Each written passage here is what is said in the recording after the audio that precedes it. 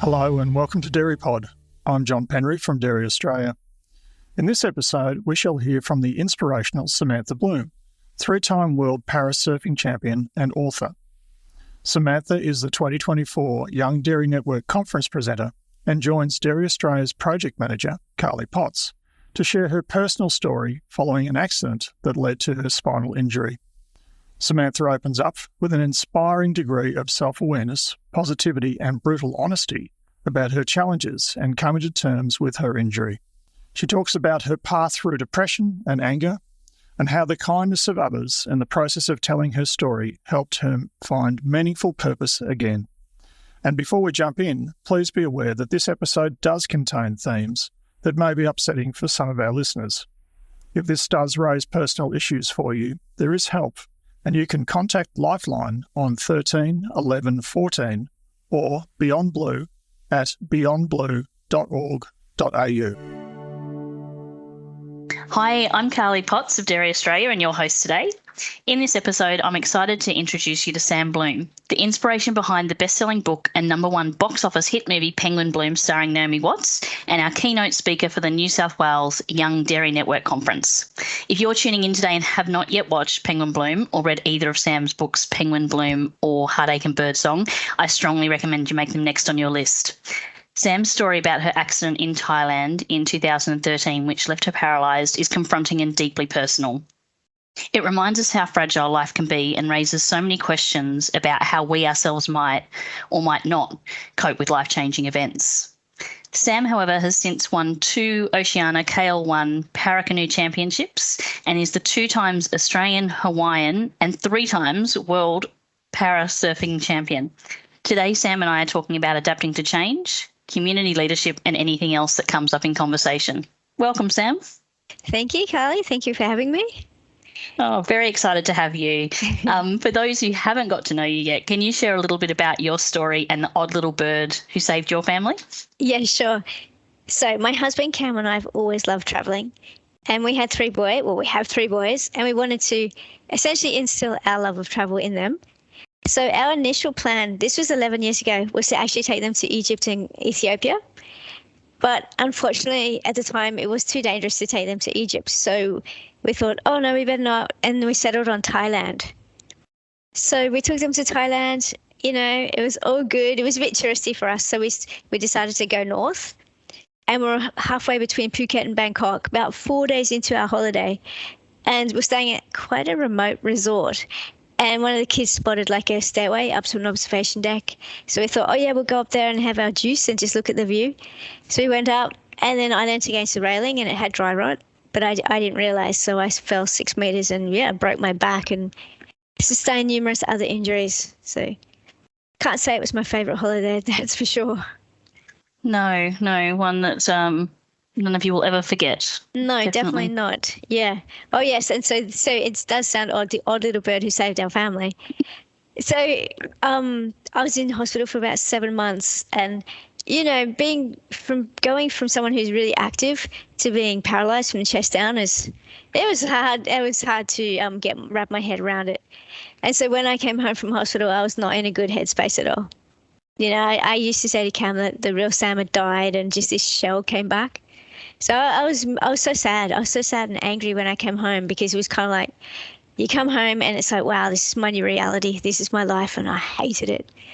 And so about 3 months later, after I came home, my middle son Noah found a little baby magpie that had been blown out of her nest, and we thought she would have died if we left her. So we picked her up, brought her back home, and she changed everything. She changed the dynamic. She just made everybody happy, and it actually took the focus off me, which I like. So I hate being center of attention. You know, everyone would come up and be like, oh, how are you? And, you know, give you that kind of sad pity look. But when we named her Penguin, the magpie penguin, and when we've had Penguin, everyone would just come up to see Penguin, not me, which was kind of perfect. I think it talks to the power of relationships you can have with animals as well. You know, 100%. You don't need words to communicate, do you? No, you so don't. Honestly, I think animals are the biggest healer, because you can talk to them about everything and they're not judgmental. Very true, very true. And I know in your book you talked about, which surprised me, but I understand that your hardest day was not actually the accident or being told that you were paralysed. You recall one of the hardest days of your life being actually coming home, which people would often think would be, obviously, and you said you looked forward to it, that it would be, a good day, but the reality, I guess, set in, and then Penguin coming into your home and your life made it that bit happier. A little bit happier, yeah, I know. Thank goodness we found Penguin. It just changed absolutely everything. I know it does sound weird because even Cam and the kids were so excited. They're like, yay, Mum's coming home. And I just felt so bad because when I came home, it feels like you just drag everybody down into your sadness and guilt and just anger. So that was a very challenging time. I bet. And you've already just touched on a little bit about, in your book, you describe yourself as a shy but determined Australian girl. And obviously, a lot's changed from when you became a nurse and travelled across Africa to now. But I do wonder how a shy girl came to share her life story with the world. And were you prepared for the publicity this brought you and your family? Yeah, I know that does sound so weird. Hey, how an introvert wants to get their story out there. It all happened really organically. We had no intention of actually writing a book. What happened, because Cam's a photographer, and so he takes a million photos. He was always shooting Penguin and the kids, and sometimes me with Penguin. And then as a joke, one of the kids said, why don't we start an Instagram account? And so we did. We called it Penguin the Magpie, and it just kind of went a little bit crazy. I think what happened was a journalist from Brisbane saw some of the photos, and he did a story on it. And that's when it went mad. We were getting messages from people from all over the world about us, and we thought that was so funny. I remember Cam and I were lying in bed just laughing, going, how bizarre is this, that people are kind of interested in our story. So that's when publishers started contacting Cam and saying, oh, we want to do a book on you, or write a story. And at first we were like, why on earth would anybody want photos of our family? Why would they buy a book with photos of just a family in it? And then Cam contacted Bradley Trevor-Grave, who's an Australian author, but he lives in LA, because he's written, obviously, quite a lot of books. And Cam just reached out to Bradley sort of saying, I've been contacted by publishers to write a book. What do you think? And then Bradley goes, give me 24 hours and I'll see what I can come up with. And he came back to us the next day and said, you know what, I want to write your book. So that's how it all sort of started. Wow. It was just very strange. It all just kind of kept falling into place. Fantastic. So no, it was. It was really good for me, actually, because I'd never met Bradley, and him being in LA, we would just Skype all the time. And it was just kind of, he was a bit like my therapist, I guess. It would be like what we're doing, just chatting, and I would just tell him everything. And it was just nice to sort of get a lot of stuff off my chest. Things I didn't want to tell Cam necessarily. Yeah, that's interesting. Look, I do think that talking things through, getting things out does always help. And I guess there's some things you don't want to share yes, with your partner as well. So yeah, it's so true, especially when they've got a lot to deal with. You think, Cam had to kind of deal with my accident, and then the boys, and working, and running the house, and I didn't want to just keep bombarding him with all this negativity, which was going on through in my head. So it's true. I think if you can find just that one person to open up to, and you feel totally comfortable, it really helps. Well, you certainly found the right one, because he did a beautiful job with the book and sharing your story. Mm-hmm. So you were born and raised on the northern beaches of New South Wales, which has a real sense of community, and you still live there today with your family. As a role model in your community and more broadly to all your followers, and also the charities that you represent, what are the messages that are important to you to communicate to others, Sam? Oh, mate, that's a tricky one. I think my main message would actually be just don't put your dreams on hold. Don't just get out there. And that's the one thing I'm really thankful for. I guess maybe I was a little bit selfish, but it's, okay, you said I went to Africa when I was 22. I always wanted to go to Africa. And then I was like, right, I'm just going to go. I've always done that. If I wanted to go to a specific country, I'd just save up and then go. I've always wanted, if I wanted to do something, I just do it. And I'm so thankful I don't have that regret of thinking, oh, I wish I'd done this or that. Like, just follow your dreams. So that's one message I always say, especially to young people. And also, I think just being kind to people, it can change their life. I mean, that happened to me. It happened, well, probably more than twice. But the first time was with my kayak coach. She lives obviously where we're near me, and she was just so kind to me and just so, I don't know, so she treated me normally, which sounds strange, but I loved that. So she sort of changed everything for me. And also, I got this was 5 years after the accident, because I used to surf a lot, because growing up on the beaches, that's what you did. And then after my accident, I was like, well, I'll never be able to surf again. And I got this random letter of this lady, her name's Nola Wilson, and her son was an ex-professional surfer. And she's like, oh, I know how much you love the ocean, and, I think you should get back in there, get back on a board. And so I did. So that random act of kindness completely changed everything for me. So I think, just be kind to people, because you don't advice. Know what impact that can have on someone who's going through a rough time. Absolutely. And follow your dreams. And don't delay. Yeah. No, don't, because you don't know what's going to happen tomorrow. Perfect advice. What are the things important to you to achieve using your influence as a public personality? Oh, geez. Well, obviously, I'm trying to raise money for Spinal Cure. Like, there's a big. It's called Spinal Cure Australia, and they're just they're trying to get money to raise, just to put into research. They're obviously trying to find a cure and get people up walking again. So that's a big thing for me. I think I'm too old now. Like, I think they will find a cure, but I don't think it's not gonna happen soon. So for me, it's kind of like for all these young people. I've met so many young people who've had a spinal cord injury, like 16, 17-year-olds, and that's devastating. So the more money they can raise, and the more research, the bigger the chance that these kids can get up and get walking again.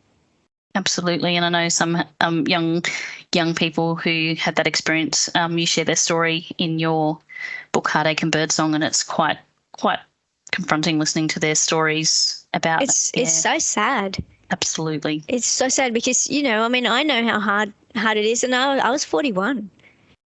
And I'd travelled, I'd have kids, I would kind of, up until that time, had done not everything I wanted to do, but, a lot.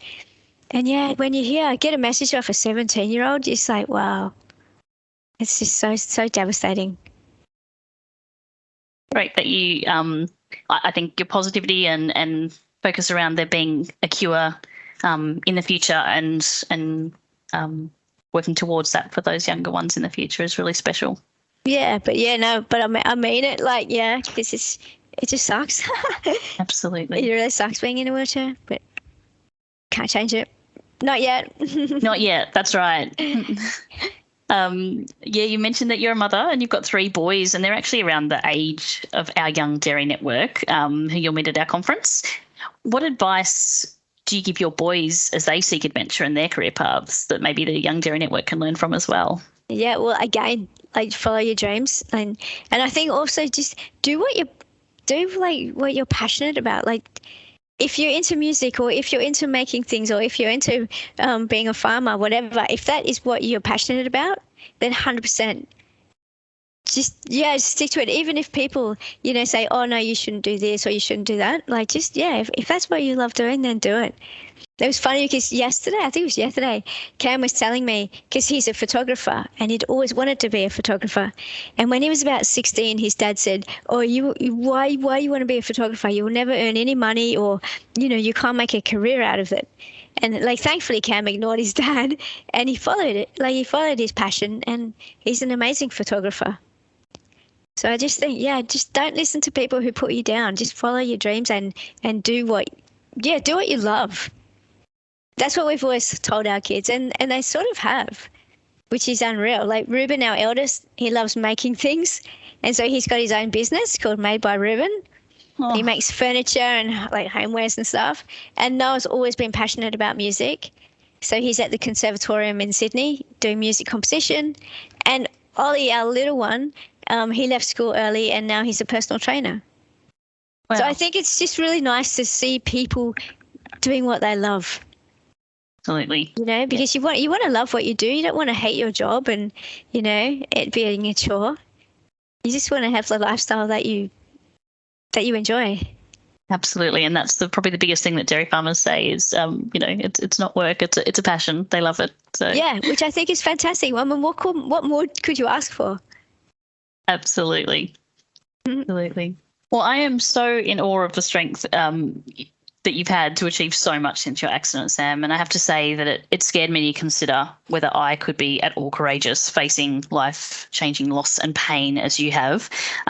So I was relieved by your honest reflections of the hate of your wheelchair and what it represents to you.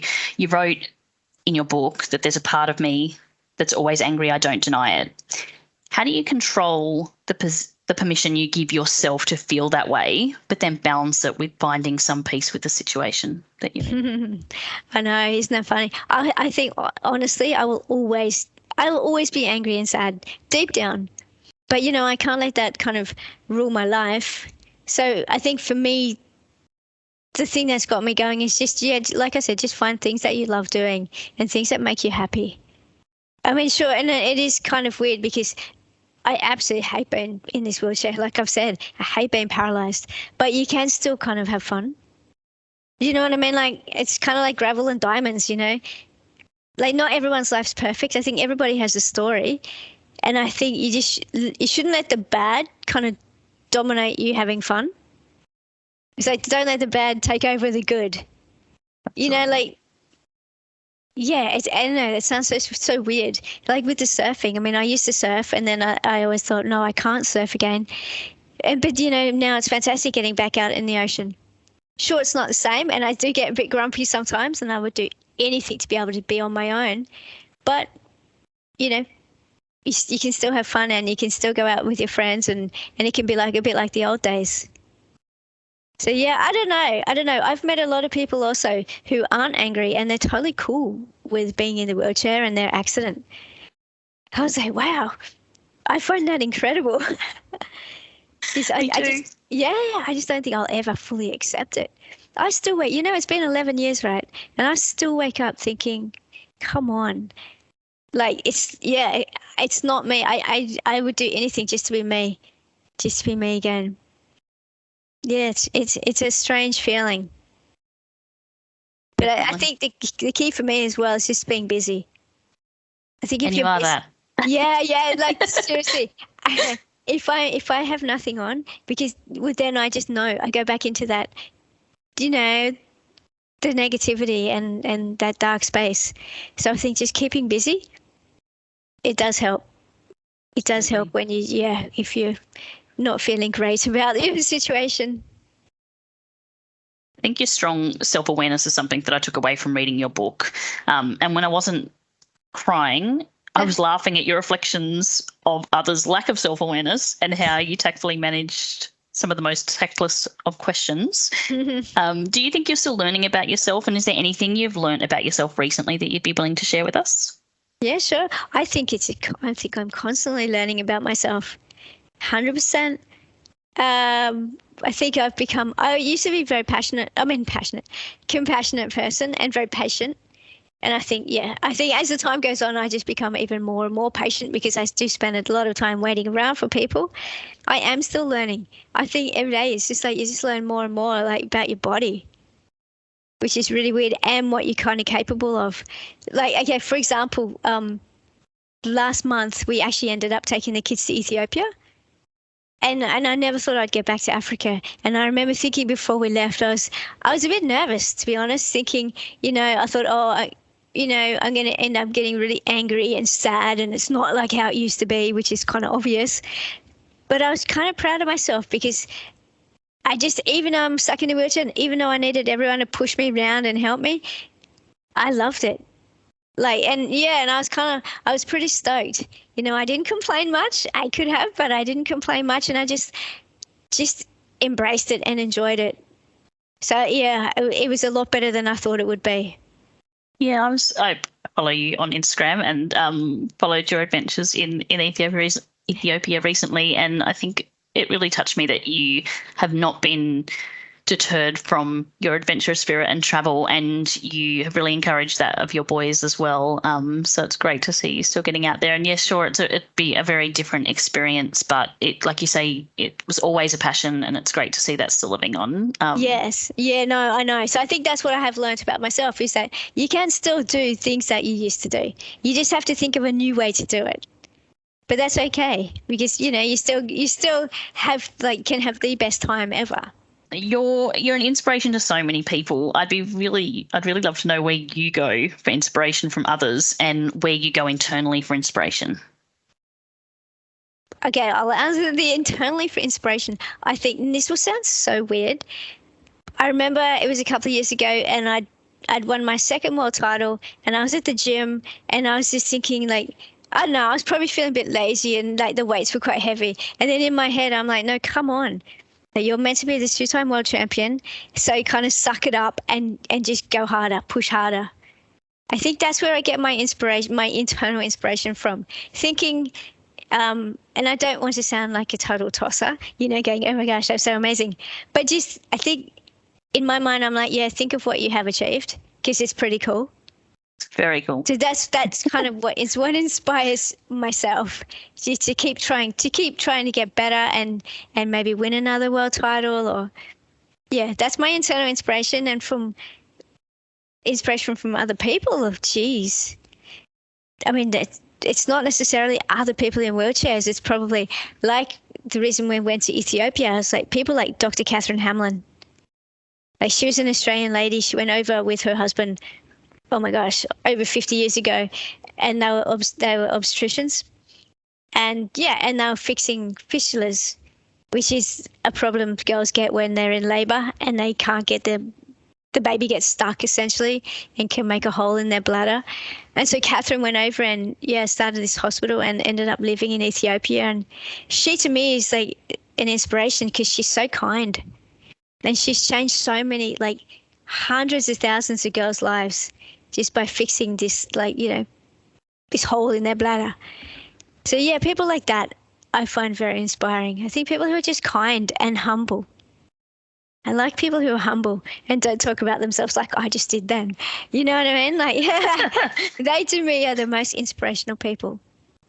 Yeah, that makes a lot of sense. Thank you for sharing that. To talk about dairy farming, and I touched on earlier that dairy farming is not work, it's a passion, and so many farmers feel like they're losing their identity when it comes time for them to transition off farm. I imagine that following your accident, you struggled with your identity for some time. Can you tell us a little bit about that and any advice you have for others who are struggling with their identity change? Yeah, sure. I mean, that was probably one of the hardest things to actually deal with. Obviously, the physical challenges were quite tricky, but the loss of identity. Like I said before, I was like, well, Sam died. I came back so different.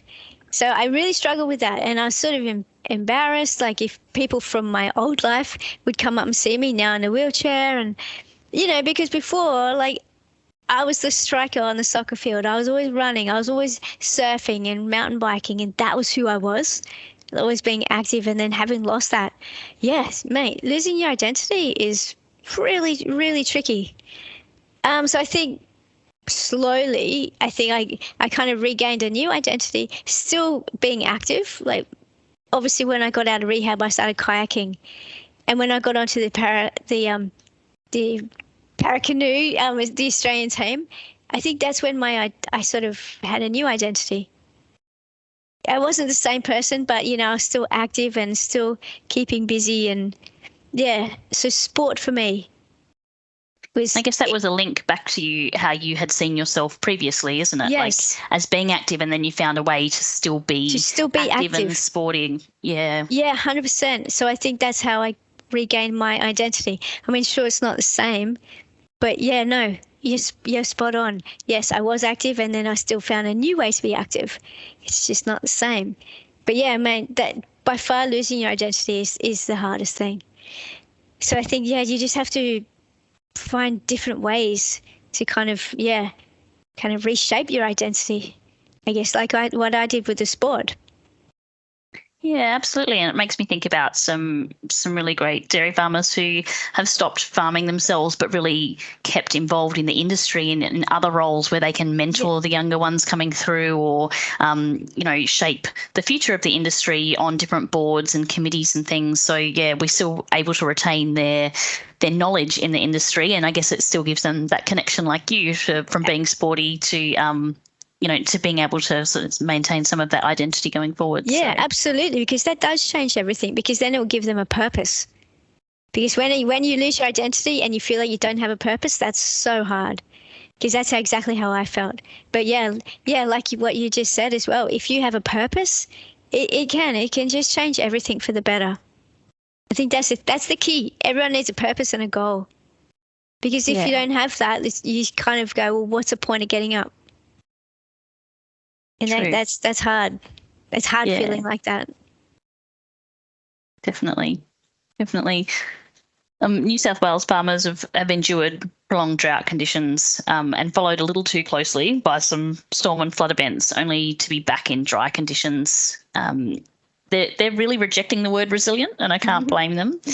Having these things forced upon you and coming out the other side doesn't happen with some pretty deep scars. And I wondered if you could talk about the triggers that you have around your accident and how you manage these. Yeah, sure. It's hard. It's funny because I actually don't remember my accident. I don't remember going up the stairs. I don't remember falling. But I think the one thing that does trigger me, and it will sound super weird, is looking at the bush and the ocean. I think it reminds me of my old life. And I really struggle with that, especially in the first year.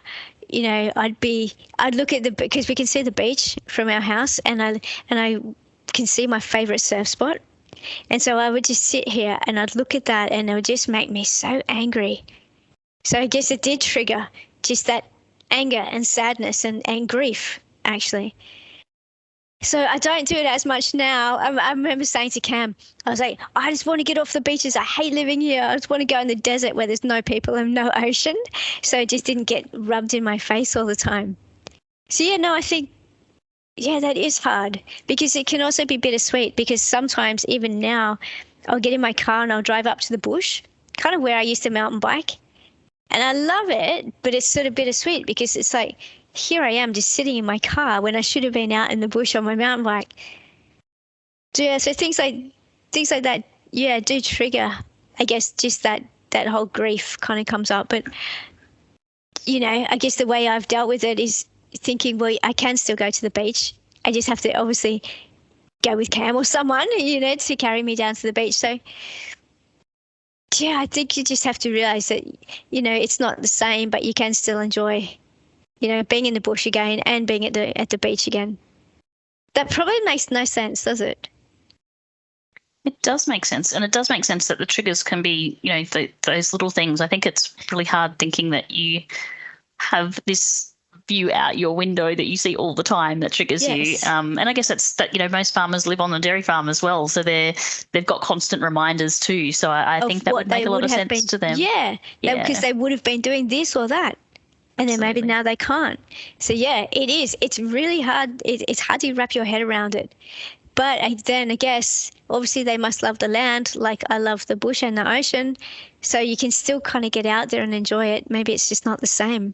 Yeah, and I don't think you'd enjoy living in the desert. I don't know. No, probably not. I know, it's so silly. I kept going on, I got to move, I want to move. Yeah, because it would just bring everything back up, but we're still here. Sam, you've been diagnosed with osteopenia, which is low bone density, and spinal cord injuries often cause rapid, severe osteoporosis with increased risk of fractures. How important are dairy products to your diet? Huge. That's so funny, because the first time I went and had a bone density scan, I was horrified. It must have been pretty early on after my accident. And the lady's like, well, I'm sure it was a lady. And she's like, oh, you have the bones of a 75 to 80-year-old. I was just like, oh, my God, I couldn't believe it. In my mind, I'm like, how can that be? I was so active. I used to run all the time. How can my bones be so brittle? But, it happens really quickly because I don't weight bear. So, dairy is huge, because I have if I break anything, like if I break my bones, I'm kind of buggered. So yeah, no, I do drink a lot of milk, and I love cheese and lots of yogurt. So no, calcium. I need the calcium because I can't afford to break anymore. Definitely not. And we're very pleased to hear that you enjoy Australian dairy products. No, we do. Diet. That's so. Oh my God, you got no idea how much milk we go through. Our youngest Ollie, he just drinks so much milk. And now, because now he's a personal trainer, he's always at the gym himself. He'll come home and just just lives on milk or water. So it's a good thing. So thank you, farmers. I know, it's so funny. Even Ollie, he's 18 now, and as we still call milk Milky. Oh, you need your Milky? Couldn't do without the milk. Excellent. Lastly, and I'm personally very okay if your answer is no, because it gives me some permission, but is there any goals that you still wish to achieve in the next 5 years? Yes. I would like to become a 4-time world champion. So I've got a few comps coming up this year. So I need to start. Well, I've been kind of got back into the training, but I need to kind of ramp it up, I think. So yeah, that would be amazing to be a 4-time world champion. And also, we are ambassadors for Tourism Australia. So, man, hopefully we could get to travel around Australia more and, show the world how awesome Australia is. Absolutely. I love Australia. Australia, I reckon it's the best country in the world. It really is. I know, and I know that's biased because obviously we're Aussies and stuff, but seriously, when you go overseas and you come back, you just think, geez, it's beautiful here. And we're so lucky. We're so lucky because it's so safe and it's such an awesome country. I agree. I firmly agree. We'll make sure you drop into some dairy farms in your travels. We will. I love cows. I told you a while ago, I love cows. They're so beautiful. I used to say to Cam, I want like a mini cow. If you could get like a little teeny cow, I'd love that. They're so adorable. Well, I will work on that for you. Thank you. Anyone with a tiny cow, like the little runt, I'll have it. And I will be watching you achieve your goal of becoming a 4th-time world champion. I'm sure you will achieve that. Thank you so much for your time and your honesty today, Sam. It's been really wonderful what you've been willing to share with us. Really appreciate it. Thank you. Thank you for having me. Yeah, anyway, you have to keep it real, right? Absolutely, yes. Can't sugarcoat it, no way. Yeah, I think that's why people kind of like our story, is because we do keep it real. Yeah, absolutely. Yeah, I think your authenticity and your honesty around, you have great experiences, but then you have those dark days and just, that permission that, that is okay that people feel that way and it's okay to share those thoughts. And it is. Yeah, totally. It's okay to have a shitty day. Everyone has bad days. No, it's true though. Some people are so scared about saying how much they may hate a situation, or they're having a really bad day, but it's okay. I think it's okay to have a bad day. There's always there's light and darkness all the time. Absolutely, and I think that's what makes you so relatable and lovable, is that we see sometimes these inspirational figures which we look up to, but we don't see them having those dark days. We don't hear about their struggles, and then it makes us feel inadequate and that we shouldn't be having those things either. Whereas in your story, I think there's that really raw honesty and balance between how you feel and what you experience. And it's meant a lot to me, and I'm sure as our listeners watch your movie and read your books, they will just come to look up to you more and more. So thank you again very much. Thank you. And we'll leave our listeners with some episode notes and links to the Young Dairy Network conference details, where we will see you in person, which we can't wait. Awesome. Thank you so much, Sam. Thanks, Carly. To find out more about Samantha Bloom and her incredible story, check out the episode notes for links. If this episode raised some personal issues for you, we have also placed links and information in the show notes. If you'd like to find out more about Dairy Australia's national events, including the Young Dairy Network calendar, please visit the events calendar, which can be found on our website at dairyaustralia.com.au. Thanks very much for listening, and bye for now.